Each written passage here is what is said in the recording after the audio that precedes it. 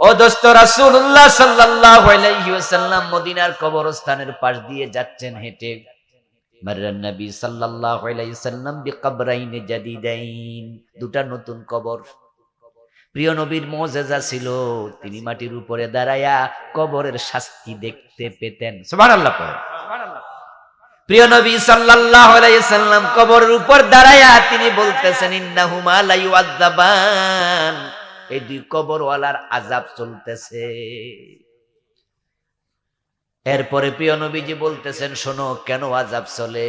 আম্মা হাদুহুমা ইয়ামশি বিন নামিমা ওয়া আম্মাল আখার লা ইস্তাতিরু আম বাউলি। দুই কবরে আযাব চলার কারণ এই কবরওয়ালা এবার একজনের কথা আরেকজনের কাছে লাগাইয়া সমাজে বিশৃঙ্খলা তৈরি করত। সে ছিল ছোগলখোর। এই জন্য আল্লাহ তার কবরে শাস্তি দিচ্ছে। আর এই কবরওয়ালা হলো প্রস্রাব করার পরে ভালো কইরা পরিষ্কার হতো না। প্রস্রাব কইরা টিস্যু ইউজ করে না, পানিও ইউজ করে না, ঢিলা কুলুক নেয় না, প্রস্রাব কইরা লারা মারা দিয়া খারাইয়া যায়। এমন লোক আসেনি? পরে দেয়া যায় ফাইজমা ভিজা গেছে অর্ধেক। প্রস্রাব করার পরে কুলুক নেয় না, ঢিলা নেয় না। রাসূল বলতেছেন সে লোকটা প্রস্রাব করার পরে পবিত্র হতো না, তাই কবরে শাস্তি। দেখুন দুইজন লোক, দুইজনের দুটি অপরাধের শাস্তি। ঠিক আমরাও মানুষের পেছ লাগানোর জন্য কথা লাগাইয়া দেই, পিছনে পেছনে গীবত শেকায়াত করি। এ জাতীয় চরিত্র যদি আমাদের থাকে, তার কবরে আযাব হলে আপনার খবর কি? এই জন্য কবিরা গুনার ব্যাপারে সতর্ক হবেন, সাবধান হবেন। ওয়াজ যতটুকু শুনাইলাম ভয় পাওয়াইয়া দিছি, আমি জানি মনে মনে কইতাছে তা হইলে তো আর বেহেশত, উপায় নাই। তবে দোস্ত শুনুন, আল্লাহ জানে মানুষ কিছু ভুল করে ফেলবে। আদম ভুল করছে, আমরা কি আদমের সন্তান নই? কথা বলে না কেন ভাই? আমরা আদমের সন্তান নই, তো বাপে যদি এ কাম করে ফোলারা করবো না? এই জন্য আল্লাহ তাআলা তাওবার একটা দরজা বানাইছে আদম বানানেরও আগে। আল্লাহ বলে, ইয়া কুল ইয়া ইবাদিয়াল্লাযীনা আসরাফু আলা আনফুসিহিম লা তাকনাতু মির রাহমাতিল্লাহ। ও গুনাহগার বান্দারা, জানি আমি আল্লাহ তোমরা অনেক গুনাহ করে ফেলেছো, তবে আমার রহমত থেকে হতাশ হইও না। তুবু ইলাল্লাহি তাওবাতান নাসুহা আসা রাব্বুকুম আন ইউকাফফিরা আনকুম সাইয়্যাতিকুম। আল্লাহ বলছে, আমার বান্দারা তাওবা করো, তাওবা করলে যত গুনাহ আছে সব আমি একসাথে ক্ষমা করে দেব।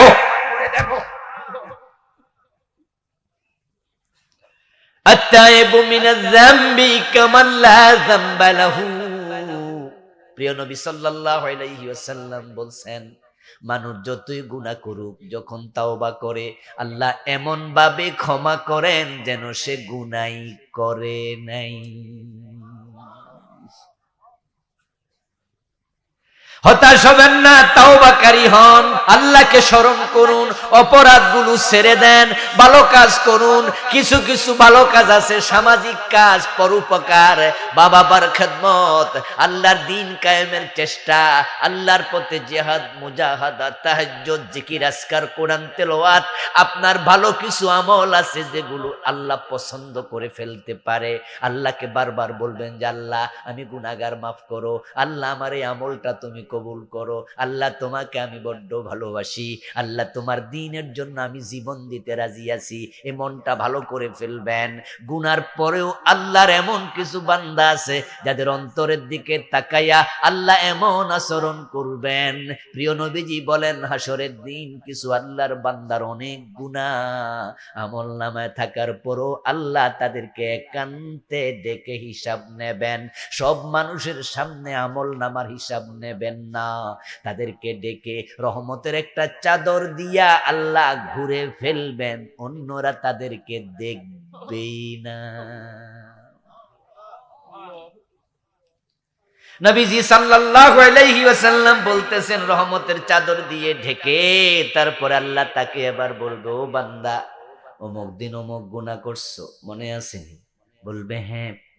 অমুক গুনাহ করছো, মনে আসেনি? বলবে হ্যাঁ।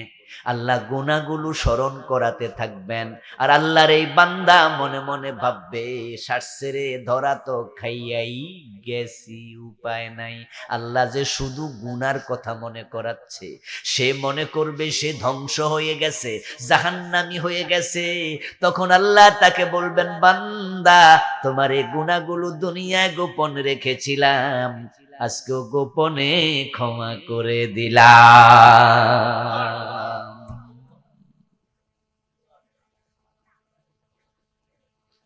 শুধু একটা কুকুরকে পানি খাওয়াইয়া আমলনামার সব গুনাহ মাপ পাইয়া গেছে এক মহিলা। এমন হাদিস আছে না নাই? সে ছিল দুশ্চরিত্রা, পতিতা। কুত্তারে পানি খাওয়াইছে, আল্লাহ রহমতের দরিয়ায় জোয়ার উঠে গেছে। কুকুর বানাইছে কে? জোরে বলেন। কুকুর আল্লাহর পরিবারের সদস্য। আল খালকু কুল্লুহুম ইয়ালুল্লাহ, সকল মাখলুক আল্লাহর পরিবারের সদস্য। কুকুরকে আল্লাহ জিকির করে না? সাব্বাহা লিল্লাহি মা ফিস সামাওয়াতি ওয়া মা ফিল আরদ, ইউসাব্বিহু লাহু মান ফিস সামাওয়াতি ওয়া মান ফিল আরদ وَإِن مِّن شَيْءٍ إِلَّا يُسَبِّحُ بِحَمْدِهِ وَلَكِنْ لَا تَفْقَهُونَ تَسْبِيحَهُمْ। আপনার পায়ের জুতা, মাথার টুপি, হাতের ঘড়ি, পকেটের মানি ব্যাগ, এই যে পানির বোতল, পানি, এই মাইকের মাউথপিস, সকল মাখলুক নিজের ভাষায় আল্লাহর তাসবিহ পড়ছে। তাদের সকলের তাসবিহ বুঝার ক্ষমতা আমাদের নেই। কুকুর আল্লাহর পরিবারের সদস্য, তাকে পানি খাওয়াইছে দেখা আল্লাহর অন্তরে রহমতের জোয়ার উঠে গেছে। আল্লাহ বলতেছে, মহিলা যদি পতিতা হইয়াও একটা কুত্তারে পানি খাওয়াইয়া বাঁচাইয়া দিতে পারে, আমি তাকে জাহান্নাম থেকে কেন বাঁচাতে পারবো না? যাও, আমিও তারে মাফ করে দিলাম। প্রিয় নবীজি সাল্লাল্লাহু আলাইহি ওয়াসাল্লাম মেরাজের রাতে জান্নাতে ঢুকলেন। জান্নাত পরিদর্শন করতে গিয়ে দেখেন এক ব্যক্তি, তিনি যেখানে যান সেখানে তার দেখা পান। জান্নাতুল ফেরদাউস গিয়া দেখে বেড়া আটতাছে, জান্নাতুন নাইম দেখে হেয়ানো আড়ে, জারুল খুলদে দেখে সেখানেও হাঁটে। জিবরিল আমিনকে বললেন, বুঝলাম না, পুরা জান্নাত আটটাই তার জন্য খোলা, এই লোকটা কি আমল করলো আমার জানার শখ, তুমি জানলে একটু বলো। এমন কি নেক আমল করেছে আল্লাহ জান্নাতের সকল দরজা খুলে দিছে। জিবরিল আমিন বললেন, ইয়া রাসূলুল্লাহ, দাখালাল জান্নাতা বিশাজারাতিন কাতাআহা আন যাহরিত তারিকি তুযিন নাস, রাওয়াহুল বুখারী। প্রিয় নবীজিকে জিবরিল আমিন বলতেছে, হুজুর, তার আমলনামা আমি দেখছি। জিবরিল তো হলেন ফেরেশতাদের লিডার, সর্দার। এজন্য কেরামুন কাতিবিন যা লেখে এগুলা দেখার পাওয়ার উনারও আছে। উনি তো চিফ, প্রধান। তো আমরা যখন সেনাবাহিনীর প্রধানের কাছে, পুলিশ বাহিনীর প্রধানের কাছে কোনো বিষয়ে কথা বলি, উনি বলে যে এসপি রে ফোন লাগাও, এই এসপি রে ফোন লাগাও, তো এই এসপি সাহেব এটা দেখেন, তো এসপি সাহেব সাথে জি স্যার, জি স্যার, সিস্টেম না? উনি তো লিডার, ফেরেশতাদের প্রধান। উনি বলছি, ইয়া রাসূলুল্লাহ, এই লোকটা জান্নাতে আসছে, আমলনামা দেখছি গাইটা। আমলনামার মাঝে একটা ভালো কাম, সেটা হচ্ছে রাস্তায় চলাচলের পথে লোকজন একটা গাছে ধাক্কা খাইয়া ব্যথা পাইতো। এটা রাস্তার মোড়ে ছিল, রাতের বেলায় অন্ধকারে ফতিক চলতে হোঁচট খাইতো। বড় মোটা গাছ ছিল। এই লোকটা সিদ্ধান্ত নিল, এই গাছটা কেটে রাস্তাটাকে ক্লিয়ার করে দেই। সে এই কাজটা করছে, আল্লাহ পুরা জান্নাতের রাস্তা ক্লিয়ার করে দিছে।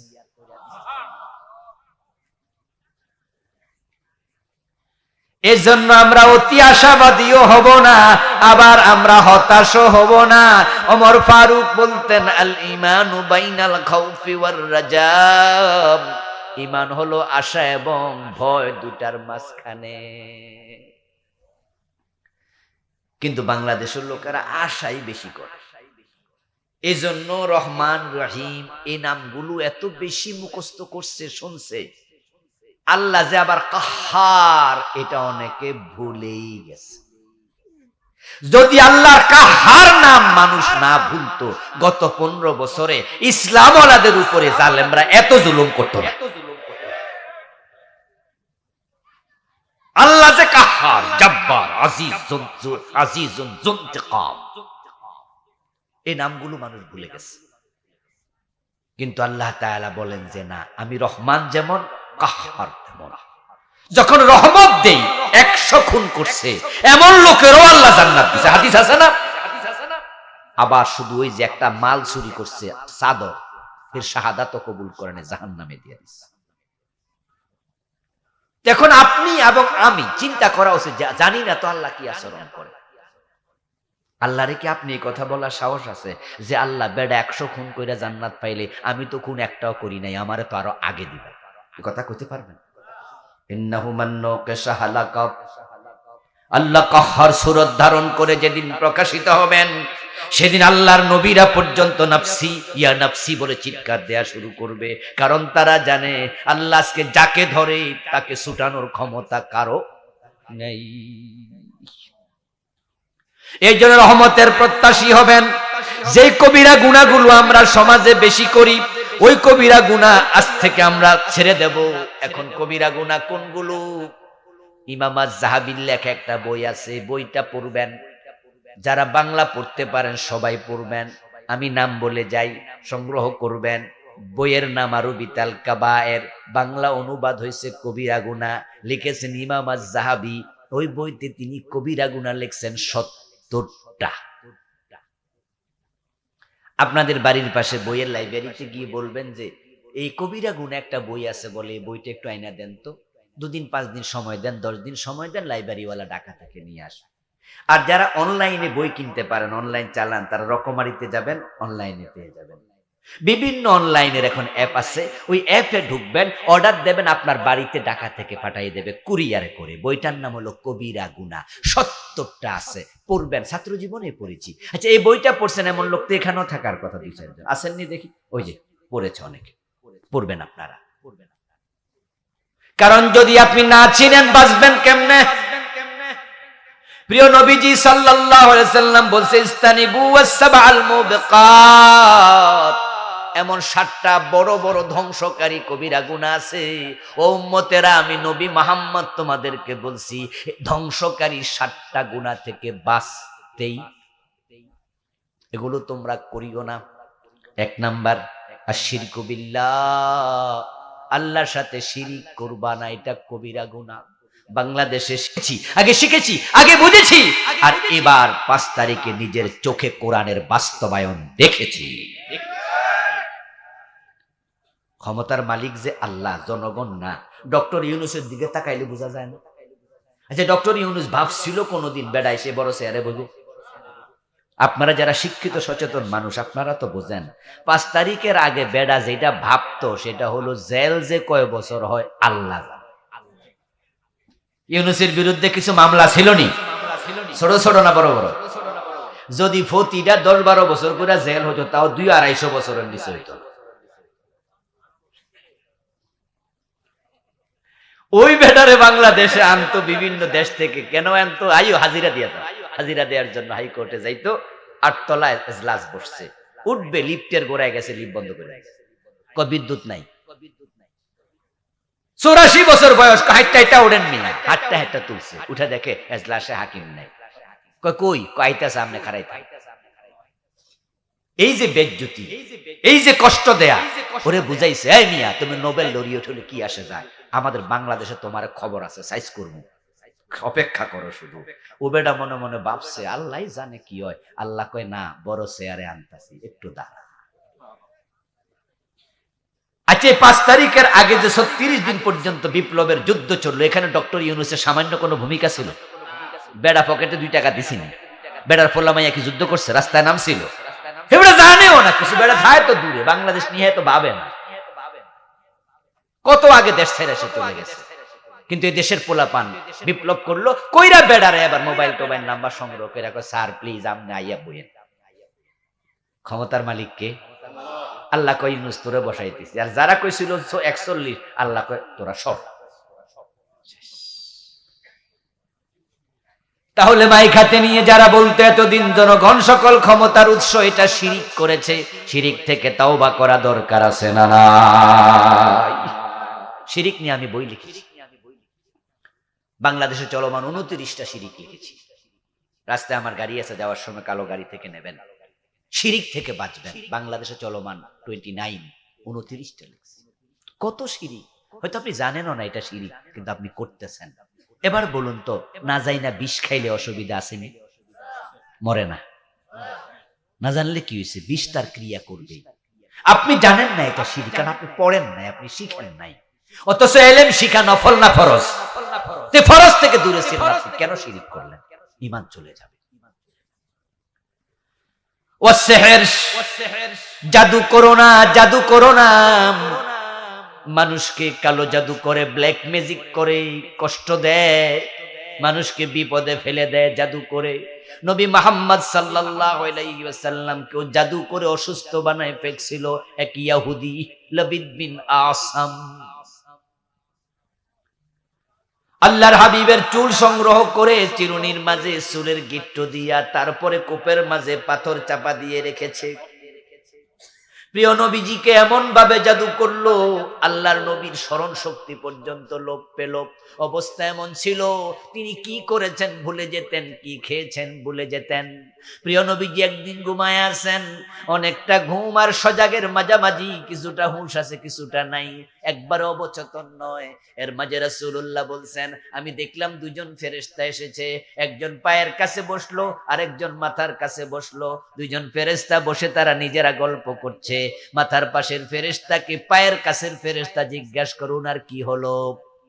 মাথার পাশের ফেরেশতা জবাব দেয়, তাকে জাদু করা হয়েছে। প্রশ্ন করে, কে? লাবিদ বিন আসাম। কোথায় করেছে? ওই কূপের মাঝে। কূপের কোন জায়গায়? মাঝ বরাবর। কোথায় রেখেছে? একটা পাথরের চাপ নিচে চাপা দিয়া। এখন সুস্থতার নিয়ামত কি? কয় সূরা নাস এবং সূরা ফালাক পরে যদি সেটা তুলে এনে ফু দেয়, সুস্থ হয়ে যাবে। এর মাঝে সূরা নাস ফালাক আল্লাহ নাজিল করলেন। প্রিয় নবীজি স্বপ্ন ভেঙে গেল। তিনি হযরত আলীকে পাঠালেন, যাও ওই কূপ থেকে এটা তুলে নিয়ে আসো, মাঝখানে যাও, পাথর আছে, পাথরের নিচে পাবে। তুলে নিয়ে আসলো, সূরা নাস ফালাক পড়ে ফু দিলেন, আল্লাহর নবী সুস্থ হয়ে উঠলেন। মানুষকে জাদু করে কষ্ট দেয় এমন কিছু জালেম প্রকৃতির লোক আছে। মানুষকে কষ্ট দেয়া কবিরা গুনাহ। সিবাবুল মুমিনি ফুসুকুন ওয়া কিতালুহু কুফর। মানুষকে গালি দিয়ে কষ্ট দেয়া কবিরা গুনাহ, হত্যা করা একবারে কুফর হয়। কুনতুম খায়রা উম্মাহ উখরিজাত লিন-নাস, মানুষের কল্যাণের জন্য বানাইছে, কষ্ট দেওয়ার জন্য না। এইজন্য প্রিয় ভাইয়েরা, মানুষকে কখনো কষ্ট দেবেন না, দেবেন না, দেবেন না। আল্লাহ আপনাকে মানুষকে ভালো করার জন্য বানাইছে। যদি কষ্ট দেন, তাহলে আপনার সৃষ্টির উদ্দেশ্য আপনি নিজে ব্যাহত করেন। মনে রাখবেন ভালো করে, সৃষ্টির উদ্দেশ্য ব্যাহত হলে ডাস্টবিনে চলে যায়। আপনিও ডাস্টবিনের অপেক্ষা করেন। এ ঘড়ি বানাইছে যিনি, উদ্দেশ্য সময় দেয়া। সময় দেবে না, ডাস্টবিনে ফেলে দেব। মোবাইল বানাইছে যে দূরের কথা কাছ থেকে আদান প্রদান করবে। মোবাইল টিপ দিয়েছি, কথা যায় না, আমি হাতে নিয়ে হাঁটবো না, ফেলে দেব।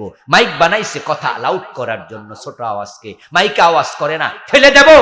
আপনারে আল্লাহ বানাইছে মানবতার কল্যাণের জন্য, উল্টা করবেন, আল্লাহ ডাস্টবিনে ফেলে দেবেন। অপেক্ষা করেন শুধু, কখন যে ফেলবেন আপনি জানেন না। কি ভাবছেন যে আপনি মেরালাবেন, কেটালাবেন, এ করবেন, ও করবেন? কিছু লোক আছে না এমন? আরে ভাই, এভাবে যদি আপনি মানুষকে বলেন এই তোরে খাইছি, লক্ষ্য করে দেখবেন যে আঙ্গুল দুইটা সামনে যায়, তিনটা কিন্তু এদিকে আপনার দিকে। ওই তিনটা নিচে দিয়া কয় দুইটা ওই দিকে, তোর জন্য আমরা তিনজন আছি, তোরে আমরা খাইছি। যা, আপনি প্রিজারভেটিভ মিশান, ফরমালিন মিশান কোথায়? খাবারে। আমার কিডনি নষ্ট করছেন, আল্লাহর বান্দা আরেকজনকে ক্যান্সার দিচ্ছেন, আরেকজনকে সমস্যা করছেন। অপেক্ষা করুন, আল্লাহ আপনার এমন রোগ দেবে, ওষুধও কাজ হবে না, সব নিয়ে যাবে, ডাস্টবিনে ফেলে দেবে। ওয়াকাতলুন নাফসাল্লাতী হারামাল্লাহু ইল্লা বিল হক। আরেকটা কবিরা গুনাহ হলো মানুষ হত্যা করা। মানুষ হত্যা করা কবিরা গুনাহ। এখন বাবাই তো মাই তো সন্তান হত্যা করে খাদ্যের ভয়ে। মেয়ে বাচ্চা হইছে খবর শুইনা পেটে মাইরা লায়। 5টা মেয়ে বাচ্চা কেন হইছে, 4টা কেন হইছে, বউরে পিটায়। পরে আবার দেখেন আলট্রাসোনোগ্রাম করে কয় আরেকটা মাইয়া, কয় এটা ফালাইয়া দাও। আমার বন্ধু বেশি হইলে খাওয়াবে কে, এজন্য সন্তান পেটে আসার পরও মেরে ফেলে। এমন বাবা মা আছে না নাই? এগুলো মানুষ হত্যা। আর এমনি তো আছে যে ফাঁসি দিল 11 জন নেতাকে ফাঁসি দিছে। এমন 2 জন মন্ত্রী তাদের মাঝে ছিল, যে 2 জন মন্ত্রী 3টা মন্ত্রণালয় 5 বছর চালাইছে, 1 টাকা দুর্নীতি করে নাই। কি সোনার মানুষ, কি সোনার মানুষ। 71 সনে না কি করছে? আরে 71 সন তো চলে গেছে আজ থেকে 53 বছর আগে। তারা তো মন্ত্রী ছিল আজ থেকে 12 বছর 15 বছর আগে। এই 15 বছর আগেই তো আমরা দেখেছি 1 টাকা হারাম খায় না। আপনারাই বলুন তো, মন্ত্রী থাকা অবস্থায় দুর্নীতি করার সুযোগ আছে কিনা? চাইলে কি পারতো না? তো খায় নাই কেন? আল্লাহরে ভয় করে, তাই, আর কোনো কারণ নাই। আল্লাহরে ভয় করে। এবার বলুন তো, যারা আল্লাহরে এত ভয় করে তারা কি মানুষের বাড়িতে আগুন দিতে পারে? মানুষ হত্যা করতে পারে? ধর্ষণ করতে পারে? এগুলো সব মিথ্যা।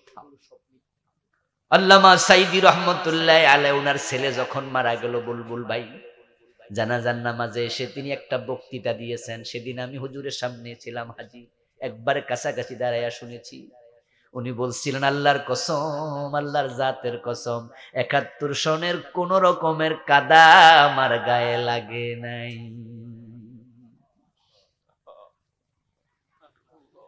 কিন্তু আপনারা ফাঁসি দিয়ে দিয়েছেন।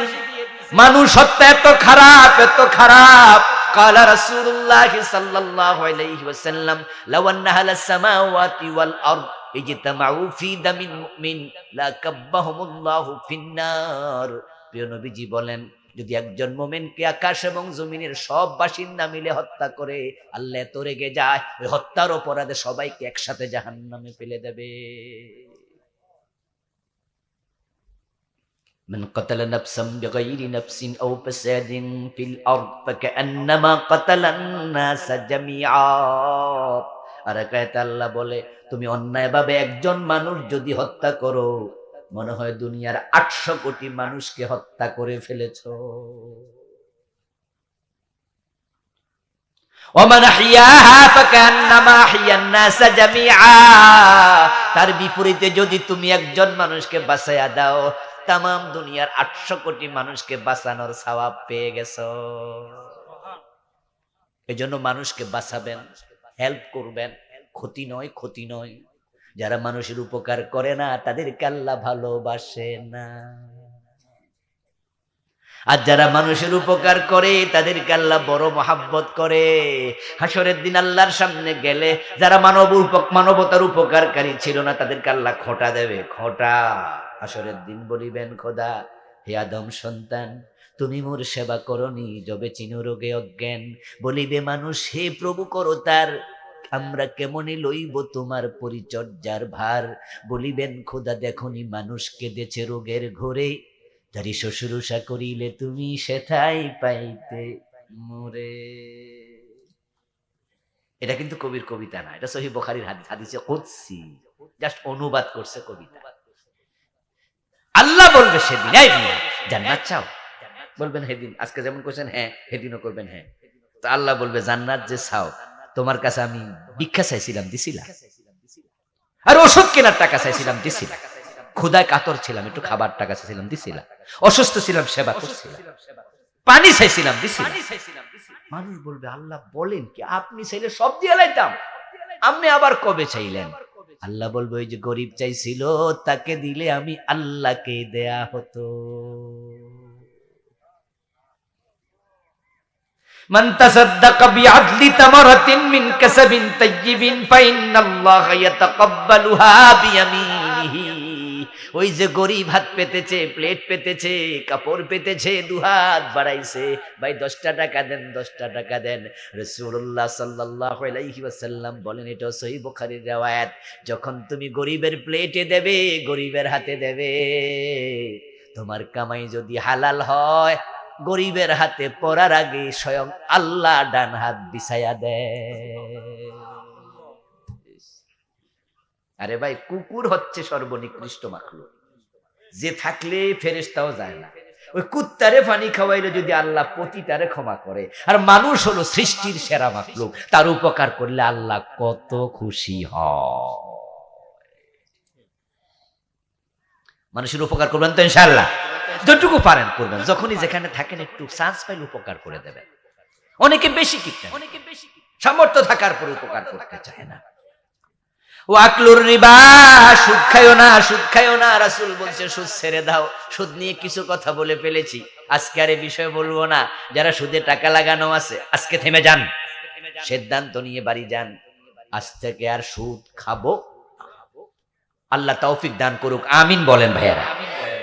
সুদ খাবেন না, সুদ আনবেন না, সুদের সাক্ষী হবেন না, সুদি লেনদেন করবেন না, সুদ লিখবেন না।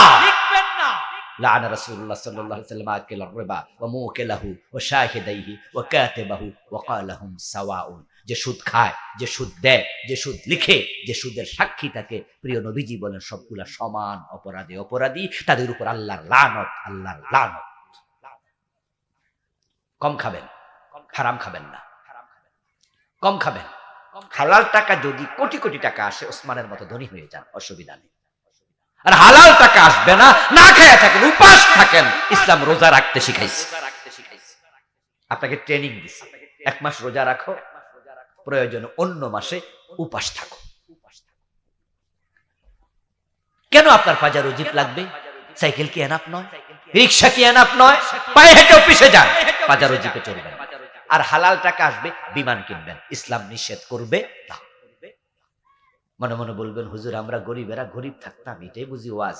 আমি বলবো, দোস্ত, প্রিয় নবীজি বলেছেন, যদি তুমি গরিব থাকো, আল্লাহ তোমাকে না দেয়, কি করা যাবে?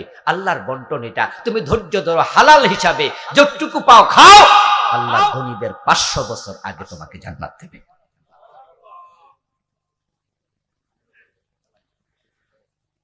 রাসূলুল্লাহ সাল্লাল্লাহু আলাইহি ওয়াসাল্লাম আমাদের শিখালেন, ওয়াকলু মালাল মালিল ইয়াতীম, ইয়াতীমের মাল খায়ো না।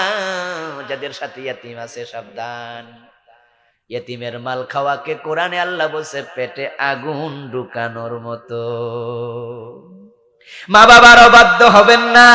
এই যুবক, বউয়ের কথা শুনে মাকে গালি দেয়, এমন জালেম আছে না নাই? বাবারে বকা দেয়। শোনো, মা বাবার অবাধ্য সন্তান আল্লাহর কাছে দুশ্মন, আল্লাহর বড় পছন্দনীয় লোক। এবং যে সন্তানের উপরে তার মা বাবা নারাজ, ওই সন্তান যত ইবাদত করুক, আল্লাহ রাজি আর হয় না। বরং মা বাবা এমন দুইজন মানুষ, তারা বদদোয়া দিলে বদদোয়া আল্লাহ ফেরায় না। খুব সাবধান, খুব সেনসিটিভ জায়গা। আমি আপনারা যদি বদদোয়া দিই, আল্লাহ তাকাবেন যে হুজুর বদদোয়াটা কেন দিছে, কোনো বেয়াদবি করছেন? আল্লাহ তাকায় দেখলো না, বদদোয়া বাদ। পীর সাহেব হুজুর আপনারে বদদোয়া দিল, এলাকার বড় মসজিদের খতিব বদদোয়া দিল, আল্লাহ তাকায় দেখবে বদদোয়া কেন দিছে, কোনো অন্যায় করে নাই, ফিরের বদদোয়া বাদ, আল্লাহ নেবে না। কিন্তু যদি মা বদদোয়া দেয়, বাবা বদদোয়া দেয়, কেন দিছে আল্লাহ তাকাইয়াও দেখে না। খুব জটিল জায়গা এটা, খুব মারাত্মক জায়গা। বনি ইসরাইল একজন ব্যক্তি ছিল, আল্লাহওয়ালা ছিল, আল্লাহওয়ালা, অনেক বুজুর্গ মানুষ। ওনার নাম হলো জুরাইজ। ও আজ কিছু বাড়িতে নিয়েন, শব্দ মুখস্থ করেন, একজন ভালো মানুষের নাম মুখস্থ করাই দিলাম, জুরাইজ। কি নাম? আল্লাহর বড় প্রিয় বান্দা জুরাইজ। ইবাদতের ঘর আছে, নফল নামাজের জন্য ঘরের দরজা লাগাইয়া নফল নামাজ পড়ে জিকির আজকার করে। রাসূলুল্লাহ বলছেন ওই জুরাইজের মা তার কোন প্রয়োজনে গেছে, যে বলছে জুরাইজ রে বাবা তোর সাথে কাম আছে, কথা আছে, একটু বাইর হ। জুরাইজ তখন নামাজে মনে মনে বলতেছে আল্লাহ আমার নামাজ আমার মা, আমার নামাজ আমার মা, এর মানে আল্লাহ নামাজটা সারি কেমনে? ঠিক আছে নামাজটা পড়ি। সালাম ফিরাইছে, সালাম ফিরে দেখে মা নাই, অথবা এর মাঝে মা 2-3 বার ডাক দিয়া চলে গেছে, মা নাই। তবে যাওয়ার সময় মা বদদোয়া দিয়া গেছে, জুরাইজ রে কথা শোনস না, ঘরের দরজা লাগাইয়া শুয়ে রইছত, বইয়া রইছত, তুই যেন কোনো পাপিষ্ঠা নারী পতিতা নারীর চেহারা না দেখে তোর মৃত্যু না হয়। একটা ফাও ফাও বদদোয়া দিয়ে দিল। জুরাইজ যে ঘরের ভিতরে নামাজে দাঁড়ানো, মা দেখে নাই, কিন্তু যে আল্লাহ বদদোয়া কবুল করছে আল্লাহ কি দেখে নাই? আচ্ছা আল্লাহ তো বদদোয়াটা কবুল না করলেও পারত, যে জোরাইজে তো দোষ নাই, বেড়া তো নামাজে, কিন্তু বদদোয়ার সাথে সাথে কবুল। রাসূল সাল্লাল্লাহু আলাইহি ওয়াসাল্লাম বলেন যে ওই এলাকায় একটা চরিত্রহীন মেয়ে ছিল, অবিবাহিতা। ওই মেয়ে গর্ভবতী, বাচ্চা হইছে। এলাকার লোকেরা মেয়েটারে ধরছে, এই তোর তো বিয়া হয় নাই, বাচ্চা আসলো কোত্থেকে, কার সাথে জানা করছ? মেয়েটা কইয়া দে জোরাইজের সাথে। এলাকার লোকেরা কয় তাই বুঝি বেটা সুফিগিরি করে, তলে তলে এসব করে। দৌড় মারছে, যাইয়া তার যে ইবাদত খানা ছিল পুরাটা ভেঙে লাইছে, আর কলারের দইটা টানতে শুরু করছে। জোরাইজ বলতেছে এই কি হলো কি হলো? কয় কি হলো? সামনে যাও টের পাইবা, ভিতে ভিতে কত কিছু করো। জোরাইজকে টানতে টানতে মেয়েটার সামনে নিল, মেয়েটা বাচ্চা কোলে নিয়ে বসে আছে। তখন লোকেরা বলতেছে এই মেয়ে এই সেই জোরাইজ? মেয়ে কয় হ্যাঁ হ্যাঁ উনি। জোরাইজ বলতেছে কি ঘটনা, কিচ্ছু বুঝলাম না। লোকেরা বলতেছে এই মেয়ের সাথে তুমি জানা করছো, বাচ্চা হইছে, ভিতরে ভিতরে তুমি এসব করো, উপরে উপরে সুফিগিরি। জোরাইজ বলতেছে কয় কি রে, মেয়েরা তো আমি চিনিও না। এটা কি ঘটনা ঘটে গেল জোরাইজের জীবনে, জোরাইজ বুঝলোই না। এর মাঝে তার মনে আসলো যে আল্লাহর কাছে একটু সাহায্য চাই, তোমরা আমার কি করবা, মারবা ধরবা সব করিও, কিন্তু আমি একটু 2 রাকাত নফল নামাজ পড়ি। লোকেরা আচ্ছা পড়ো। নফল নামাজে গিয়ে সেজদায় বলে আল্লাহ তুমি সত্য প্রকাশিত করে দাও। সালাম ফিরাইয়া ওই বাচ্চার কাছে আসছে, কোলে বসে আছে বাচ্চা, এসে বলতেছে এই বাচ্চা তোর বাবার পরিচয় কি? কোলের বাচ্চা কইয়া দেয় আমার বাবা হলো অমুক রাখাল। সুবহানাল্লাহ কয় না কে লোকেরা? বাচ্চার বয়স হলো মাত্র 1 দিন। 1 দিনের বাচ্চা কথা কয়, কয় কি? লোকেরা তো আশ্চর্য, আরে এই জোরাইজ তো মারাত্মক লোক, এই কথা কইলা বাচ্চা কথা কই দিল। এবার লোকেরা ধাক্কায় বাচ্চা রে কি কইলি ক, বাচ্চা তো আর চায় না, 1 বছরের বাচ্চা কি চাইবো কি আর। এবার লোকেরা দৌড়াইয়া গেল, রাখালটারে ধরে আনছে, ধরে এনে দিল মাই। রাখাল তখন স্বীকার করছে যে হ্যাঁ এই মেয়ের সাথে আমি জানা করছি। নাউজুবিল্লাহ পড়ে। এবার লোকেরা বলতেছে জোরাইজ ভুল হয়ে গেছে, ভুল হয়ে গেছে। ওই মহিলারে ধরছে শক্ত করে, হের নাম কলি কেন? মহিলা উত্তর দেয় ওর কাছে একবার আমি প্রেমের আবেদন করছিলাম, সে প্রেম ফিরাইয়া দিছে, তাই প্রতিশোধ নিতে চাইছিলাম কিন্তু পারলাম না। আল্লাহওয়ালা মানুষ পরনারীর সাথে প্রেম করবে কেন, তার সাথে যাবে কেন? কিন্তু ওই যে মাঝে কইছে চরিত্রহীন মেয়ের চেহারা না দেখে তোর যেন মৃত্যু না হয়, আল্লাহ তার চেহারা দেখাইয়া ছাড়ছে কছিলায়। এতে বোঝা যায় মা বাবার বদদোয়া বিনা কারণেও লেগে যায়। আর যদি বেয়াদবি করেন তাহলে এবার কোন জায়গা গিয়ে ঠেকবে আল্লাহই জানে। এজন্য আকুল ওয়ালিদাইন কবিরা গুনাহ, মা বাবার অবাধ্য হওয়া। আল কিযিব মিথ্যা বলা কবিরা গুনাহ। ইযা কাযাবাল আবদু তাবাআদা আনহুল মালাকু মাইলান মিন্নাতনি মা জাআ। প্রিয় নবীজি বলছেন কেউ যখন মিথ্যা কথা বলে তখন তার মুখ থেকে এমন দুর্গন্ধ আসে যে দুর্গন্ধ শুধু সাথের রহমতের ফেরেশতা টের পায়, তাই রহমতের ফেরেশতা তার থেকে 1 মাইল দূরে চলে যায়। তাহলে যে দোকানদার সারাদিন মিছা কথা কয়, হে দোকানের অবস্থা কি? ওই অবস্থায় যদি মারা যায়, রহমতের ফেরেশতা সাথেই নাই, গজবের ফেরেশতা জান কবজ করবে। অথচ আমরা তেমন ভাবে মিছা কথা কই, সাজাইয়া গুজাইয়া, এটা যে মিথ্যা আমরা বুঝতেও পারি না, মনে করি এটাই সত্য কথা। বিশেষ করে দোকানদাররা এমন ভাবে কয়, এই ভাই জামার দাম কত? আপনি বললেন কত? বললো যে হুজুর হে জামা আপনি নেন নেন হুজুর, বা ভাই নেন, ভাই আপনি আমার এলাকার মানুষ, বা হুজুর আপনি মসজিদের খতিব, আপনি নেন, কত দিবেন দেন। তা আপনি বললেন যে ভাই বলেন না বলেন না, বলে হুজুর কি আর কইতাম, কি নেই তো 500, দেন কত দিবেন। তা আপনি আবার মনে মনে ভাবতেছেন যে কি করি, আচ্ছা 550, কো না হুজুর আপনি তো ব্যবসা করবো, আপনি 500ই দেন কেনাটা, আর আপনাকে দোয়া করে দিই। আপনি তো মনে মনে খুশি, যাক হুজুর হইয়া কি লাভ। হ্যাঁ, এমনি পাওয়া যায়, মানুষ ব্যবসা বাণিজ্য করে না, মানুষ আপনাকে ফ্রি দিয়া দিছে মোটামুটি মূল কেনা দামে, তা আপনি 500 টাকা দিয়া দোকান থেকে চলে যাচ্ছেন। উনি কইতেছে হুজুর দোয়া কিন্তু, আপনি কোন আল্লাহ বরকত দাও, দোয়া টোয়া করলেন। দোকান থেকে বের হওয়ার পরে ওই দোকানে যে ছোট্ট একটা ফোলা আছে, যে কর্মচারী কাম শিখতেছে কেমনে ব্যবসা, এই কয় চাচা এটা তো 250 দিয়া কিনছি, নেন। কয় ব্যবসা শিখ।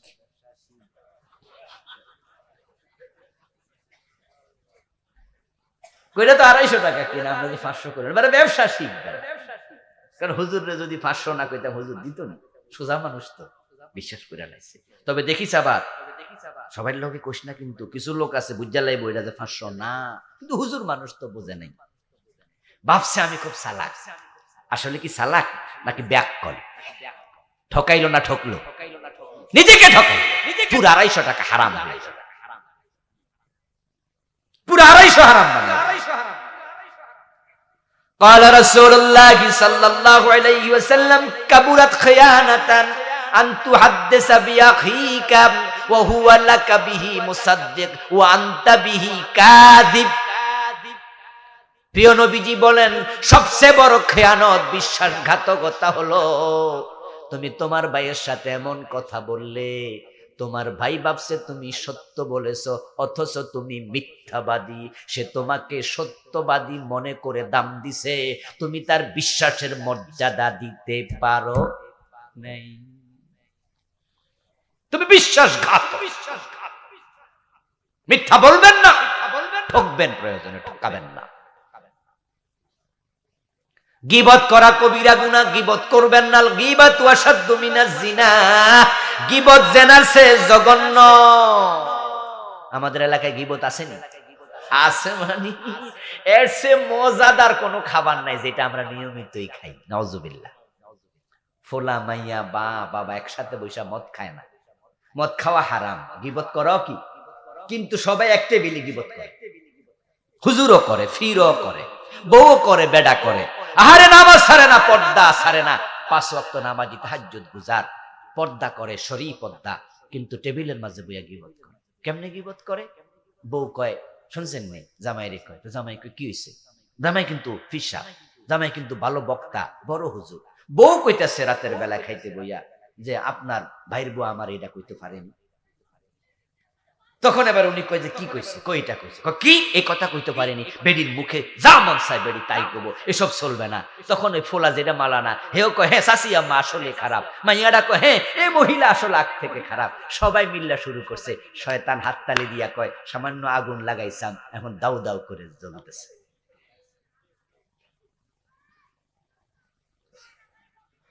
আল গীবাতু আশাদ্দু মিনাজ জিনা, রাসূল বলে গীবত জিনার চেয়ে জঘন্য। قال رسول الله صلى الله عليه وسلم تدرون كيف الغيبة أشد من الزنا। ও আমার সাহাবারা, গীবত কেমনে জিনার চেয়ে জঘন্য বুঝো নাকি? সাহাবারা কয় না হুজুর বুঝলাম না, গীবত জিনার চেয়ে মারাত্মক কেমনে?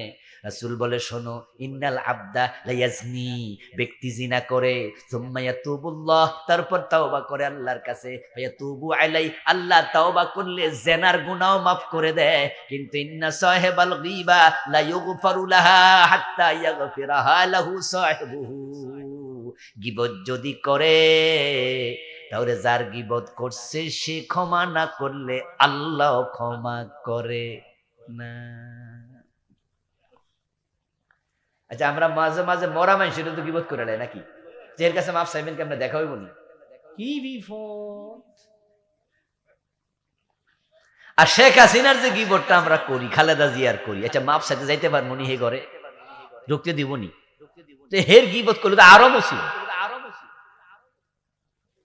গিবত যদি আমার বাপের করতাম, মায়ের করতাম, তাহলে মা বাবারে কাছে পাওয়া যায়, মাফ চাইলে তা মাফও চাইতাম, ইজি হইতো, আপন ভাইটাই করতাম। কিন্তু আমরা তো গিবতটা করি অন্য মানুষে, যার কাছে লজ্জা শরমে মাফও চাই না। অথচ গিবত করলে সে মাফ না করলে আল্লাহ, মদ খাইলে আল্লাহ মাফ করবে, অবাক করবে, গিবত করলে মাফ। এক সাহাবী বলে, ইয়া রাসূলুল্লাহ মাল গীবাহ, গিবতটা কি? কালা যিকরুকা আখাকা বিমা ইয়াকরাহু। রাসূল বলে, গীবত হলো তোমার ভাইয়ের পিছনে এমন কথা বললা যেটা শুনলে সে অপছন্দ করবে। এমন কথা আমার ব্যাপারে বললেন যেটা আমি পছন্দ করি না, আমার পিছনে বললেন। এবার সাহাবী বলে, ইন কানা ফিহি মাকুল, আমি যা বলেছি এটা সত্য, এই কামটা হুজুর করছে তাই বলছি। রাসূল বলে, পিছনে কইলা কেন, এটা সামনে কইতা? তার পছন্দের কথা পিছনে কইলা কেন? যদি সে তা করে, ওয়াইন কানা ফিহি মা তাকুল ফাকাদ ইগতাবতাহু ওয়া ইন লাম ইয়াকুন ফিহি ফাকাদ বাহাত্তা।